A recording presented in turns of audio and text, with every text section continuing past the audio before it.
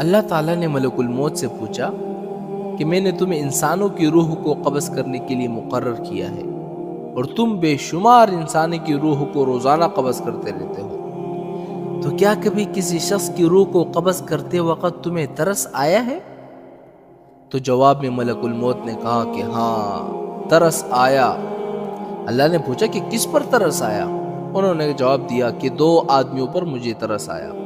اللہ تعالیٰ نے پوچھا کہ وہ 2 آدمی کون تھے جن پر تمہیں ترس آیا؟ تو انہوں نے جواب دیا کہ ایک مرتبہ سمندر میں جہاز جا رہا تھا، طوفان آ گیا اور طوفان میں وہ جہاز ڈوب گیا، لوگ ڈوب گئے، کچھ لوگ جنہوں نے تختیوں کا سہارا لیا ہوا تھا وہ بچ گئے، ایک عورت حاملہ تھی، وہ بھی کسی طرح ایک تختی پر سوار ہو گئی اور اسی تختی پر وہ کنارے کی طرف جا رہی تھی، اس کا بچہ پیدا ہو گیا، سمندر کے بیچوں بیچ اس کا بچہ پیدا ہو گیا۔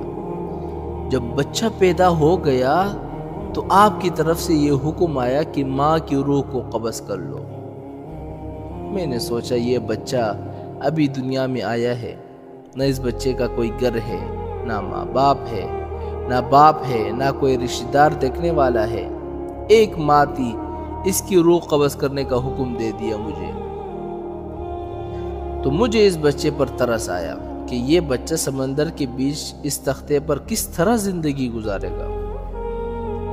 تو اللہ تعالیٰ نے پوچھا اور کس پر ترس آیا تمہیں؟ تو جواب میں ملک الموت نے کہا کہ ایک بادشاہ تھا جس نے دنیا میں ایک جنت بنوائی اور اپنی پوری زندگی کا بر کا جو سرمایہ تھا اس نے جنت کو بنانے میں خرچ کر دیا اور بڑی عالی شان جنت بنا دیا،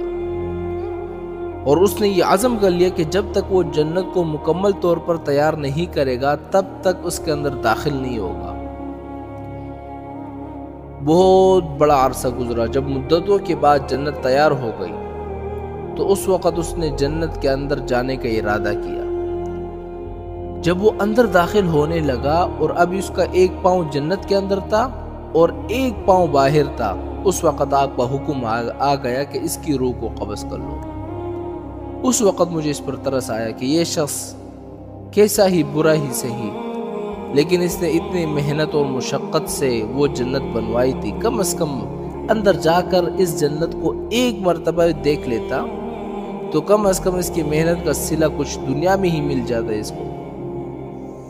تو اللہ تعالیٰ نے فرمایا کہ اے ملک الموت،